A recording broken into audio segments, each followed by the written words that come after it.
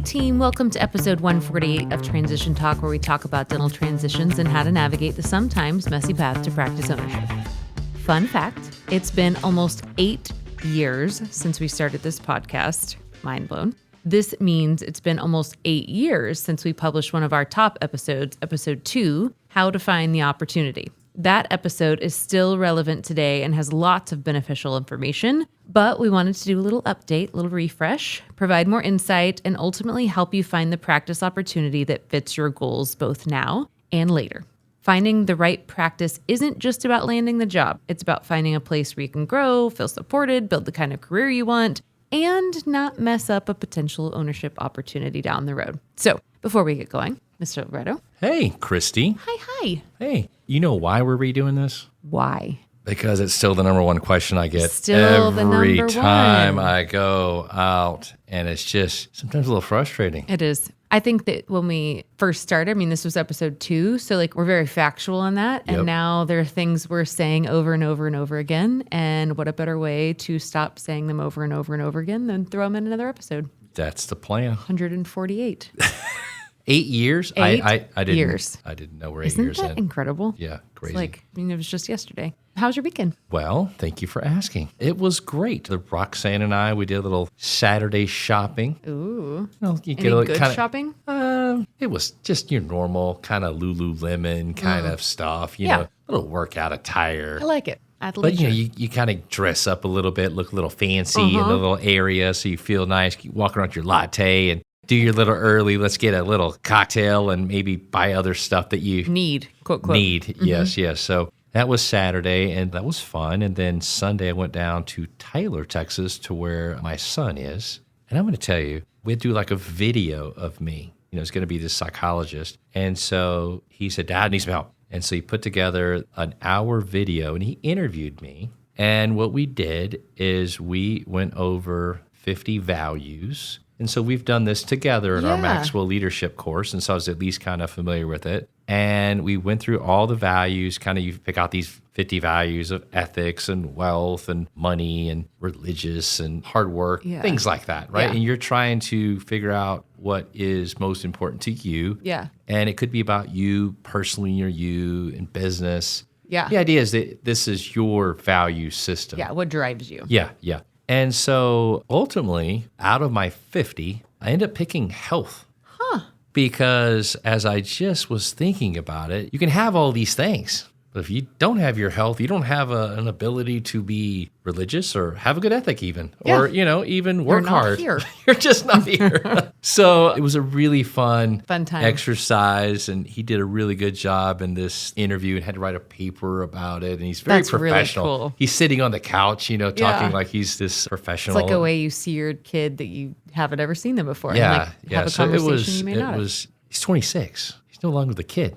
He's your kid. He'll always be your kid, you know? He's 26. That's at least what I tell my kids. It was good. What about you? What'd you do this weekend? Okay, so that's so interesting. I actually didn't do that this weekend, but this project. So Bren had a project. It's called an IP, independent project, and they work on it the full semester. So they have all these things that are due over the course of whatever, and it's just been a paper and elements. She's in 4th grade, so they're just teaching them how to have a long-term research project and all the various components. She's very self-motivated, so she does a lot of it. But there was this thing called a trifold. It's imagine one of those big poster boards, trifold things. Well, my kid is a perfectionist. I don't know where she gets that.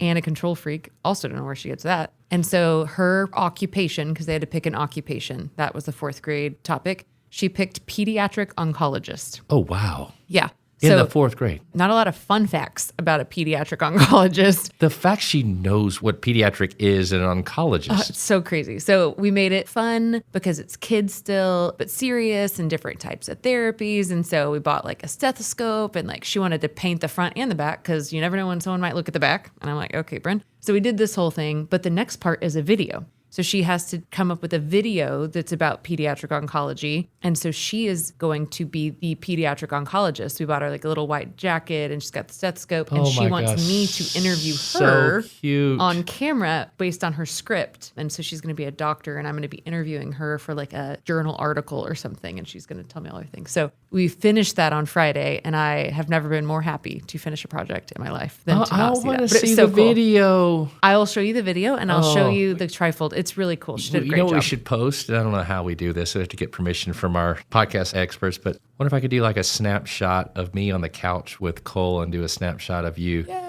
That'd be so fun. Yeah, just to see that we had the same interview. Well, that's cute. You didn't know my story. I didn't know your story. This is just kind of out there that we both got the interview. Let's continue this interview. We got the interview. You're really good at the segues recently. This topic is one that we both continue to talk about. I went to the A&M Ortho Club and did this Y lecture that we do all the time. And this is a big part of that as well. And clearly like finding, everyone's like, yeah, I want to own, but like how the heck do I find something? And I think, again, you'll hear this time and time again, understanding your individual why and not just like why you want to own, but like where do you want to live? How close to family do you want to be? Like there's all these questions you have to ask yourself, which we talked a lot in the last episode. But I thought a different way we could do this episode would be to break it down because I think our answer probably is very different for like how to find an opportunity, whether it's an associateship or a practice based on where someone is in their career. And so I thought we could break it down into like dental students and then residents and then associates. So Perfect. Just in case, go back and listen to episode 2, but just in case you don't have time to do that, can we give a quick synopsis of the mailer campaign, which is kind of the big how in episode 2? First and foremost, as you mentioned, the location.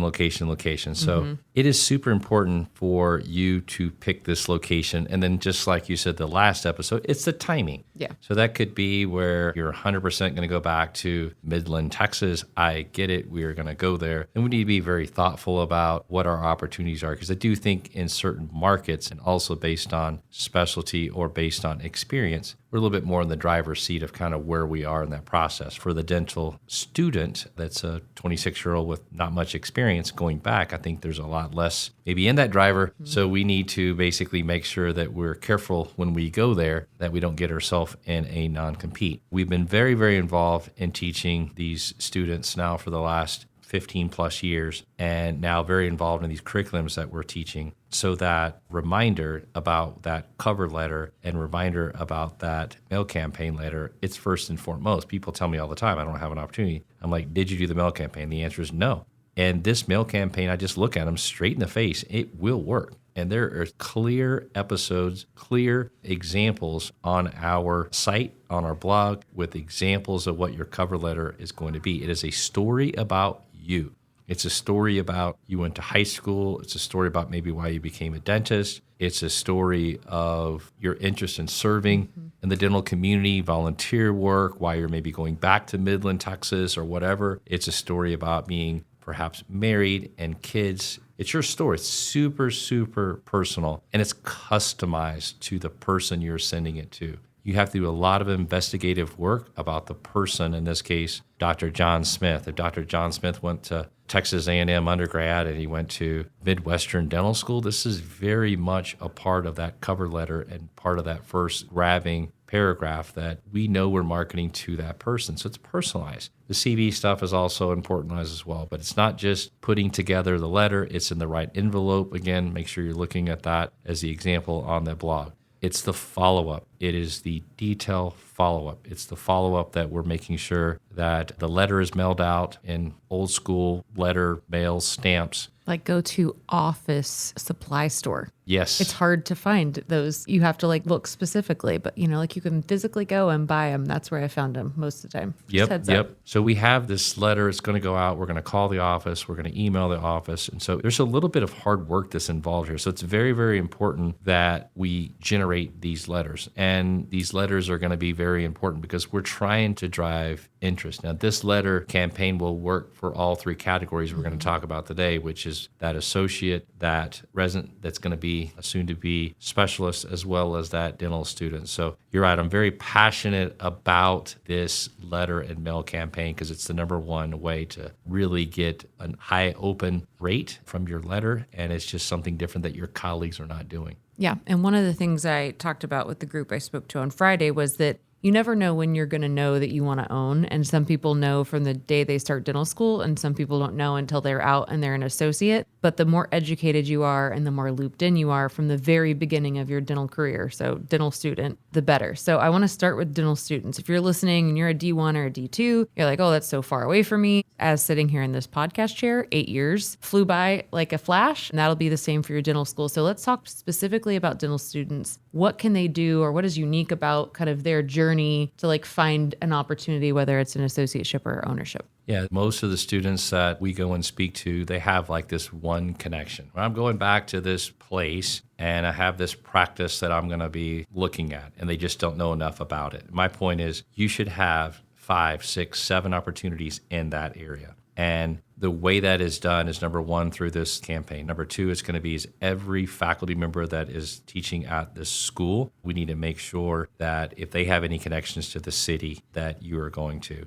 This is going to be where you go to that community. You are literally, after the mail campaign, going to meet with some of these doctors. Even if it's not invited, you can literally just show up at those offices and to be able to present yourself and say, hey, I sent this. I just want to make sure I'm coming back to this community. You could do this at the D2 level, and you're not going to be coming back to that area. You're going to do a GPR program, AG. It could be literally years in advance. But we are trying to build contacts. And so very, very important to start building those relationships. And what I do is inside of your phone, under your contacts, you can have one word. And then if I was putting your contact information in, Christy, I'd put Christy Ratcliffe. And I would put something in the subject line there underneath your name. And it would be something like connection.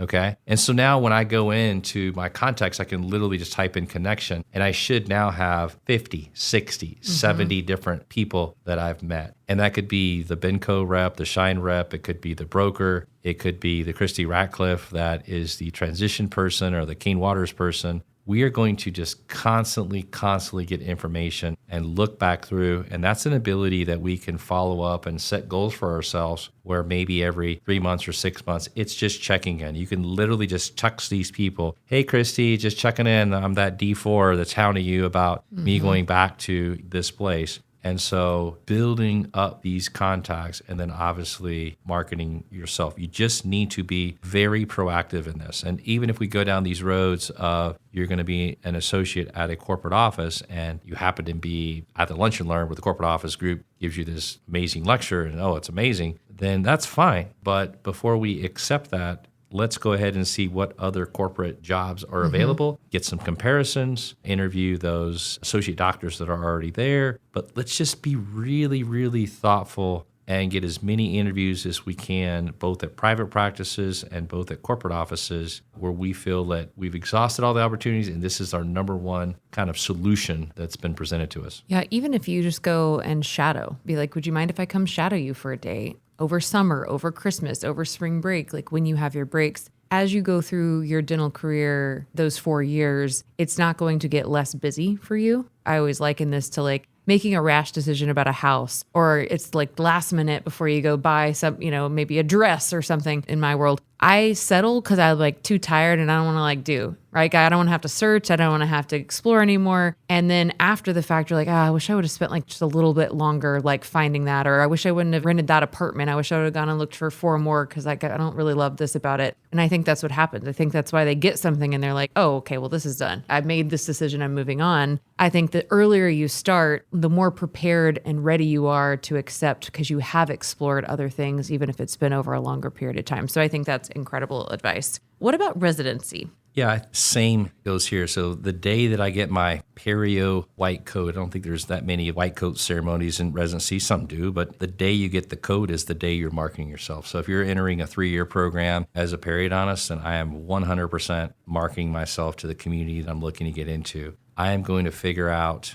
in the example of Perio, I would be looking at maybe a regional periodontal like study club. or maybe it's a national one that just has some really big players in it. I want to figure out, how do I become that early adapter, early resident that's going to be joining these types of groups so I can get involved. And all we're doing here is trying to create as many opportunities as possible. And certainly we're marketing ourselves, obviously, with less number of people now compared to my general dentist. Now my periodontist is going to be much limited.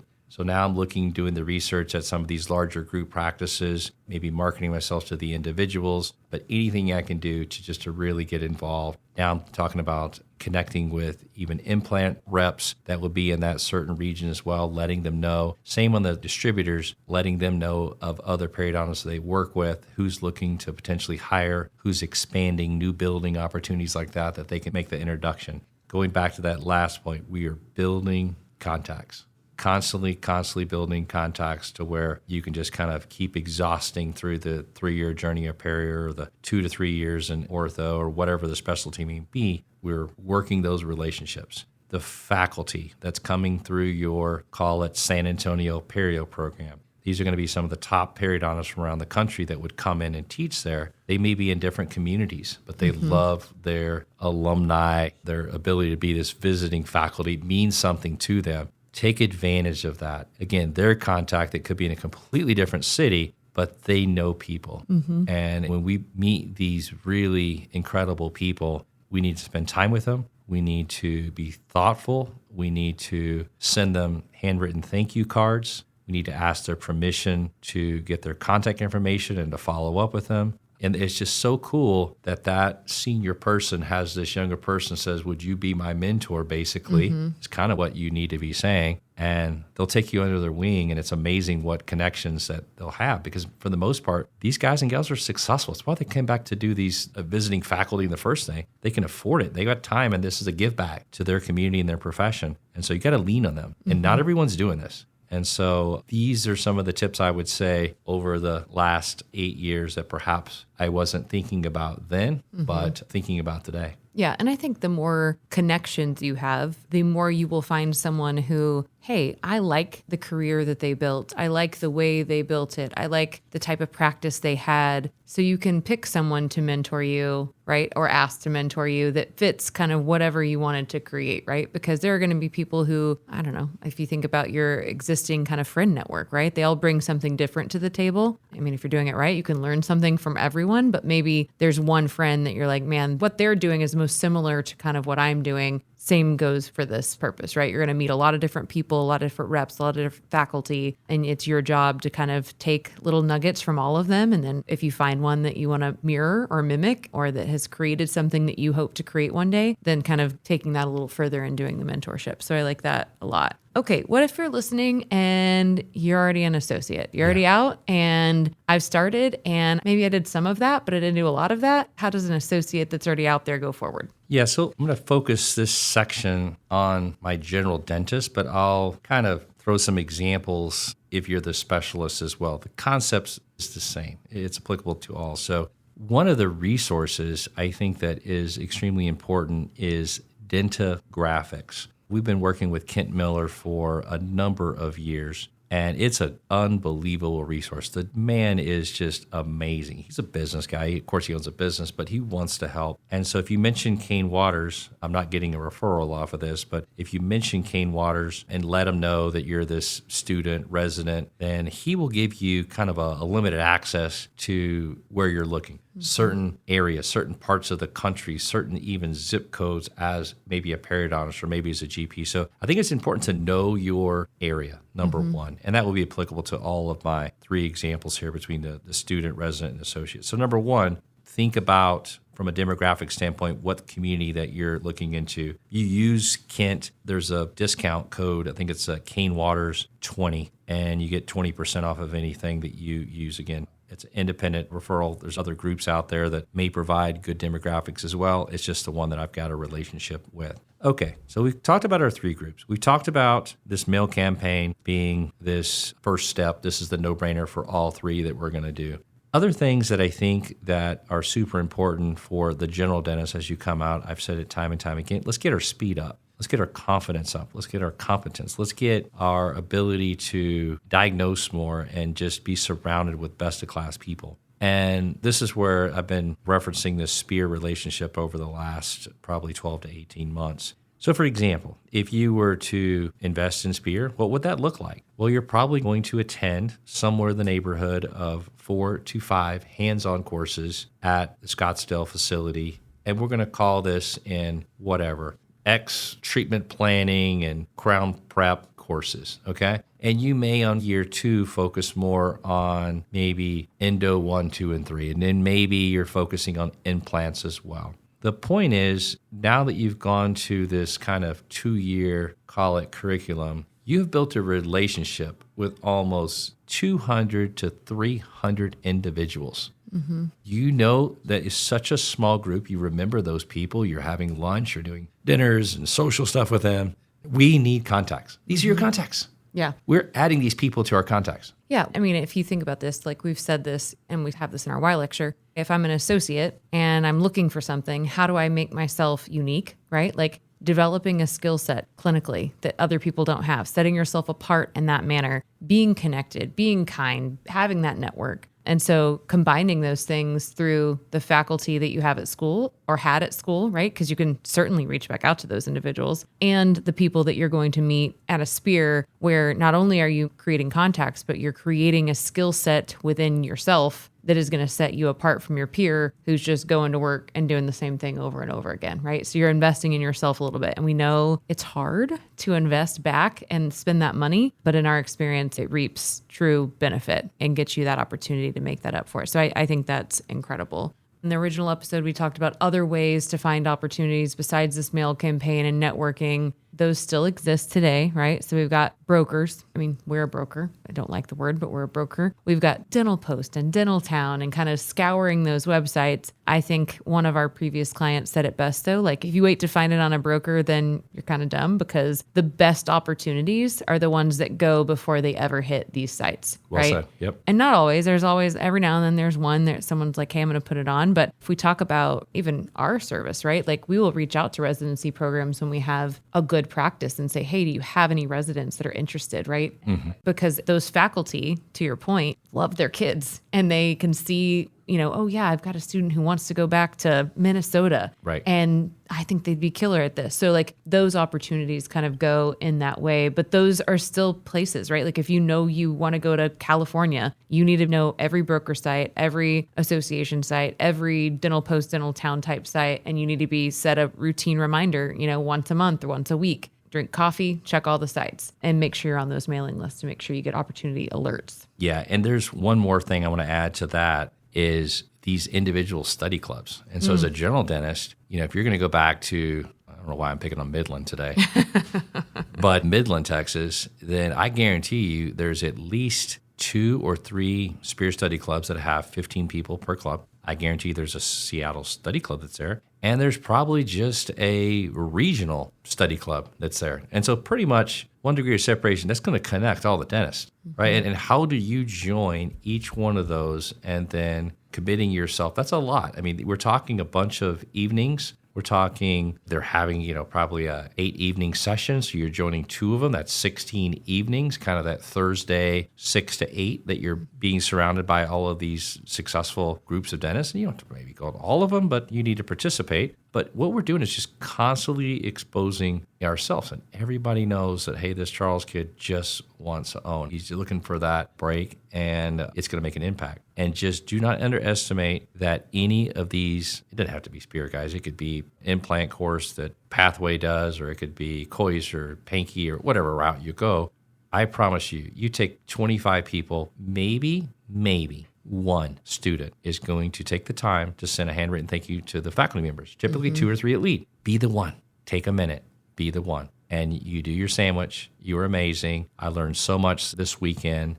Your meat is, if you have any connections at all for anybody in the Florida area or whatever it is, in Southwest this or that, I'm always looking for a great opportunity. You are the best. Can't wait for course 2. Okay? Yeah. Put it out there. This is hard work. One of those 50 cards, the 50 ethics cards, we had a chance, Cole and I, to add maybe something that was missing out of what I thought was important in my value system. And he asked that, and it was just kind of an option. I was like, hard work. Mm-hmm. And nothing in life from health. Health is hard work. All of those value systems require work. Mm-hmm. Finding an opportunity is going to be hard work, but that's what's going to set you apart. I get so upset that you put so much energy into all of the school and all the residency, but you're not putting the same level of energy in trying to find yourself an opportunity. And so that's the point of today's motivational value number 24 content for today. Yeah, no, and I think that this comes into play too, before we wrap up with a final point. You know, I talked to associates who maybe didn't follow our instruction and they're living and working in a practice and maybe they thought they would have opportunity and it's no longer there, or maybe they never asked the question, but now they want to stay where they are, but they're in an associateship that they're not going to ever own. So they're like, well, what do I do now, right? I'd be interested in your answer, but you know, sometimes it's finding another associateship that's well outside of the range of where you want, and then working there, spending the non-compete time, whether it's a year or 2 years or whatever your non-compete time is, developing relationships and finding where you can buy, right? Like if you're in a smaller hometown, your options are probably limited. And so sometimes you kind of have to probably kick yourself because you didn't make the right choice early on, but there's ways to solve it and ways to go around it. And everyone's a little bit different. So you'll have to kind of work through your own situation, but those are always a little heartbreaking. Here's what not to do is, we're in Frisco, Texas. If you're from Frisco, Texas, at the corner of whatever, Legacy and Tollway, and I'm going to say you're female, and your husband has a job and it's right down the street, and you have a house and your kids are right here, and here's the daycare, and there's where mom lives, and you come back here as an associate, it's going to be tough to find something within your little 4 to 5 mile radius. Yeah. And now that you're here working, because that's where you want to live, now you're non-compete, you're putting yourself in a tough situation.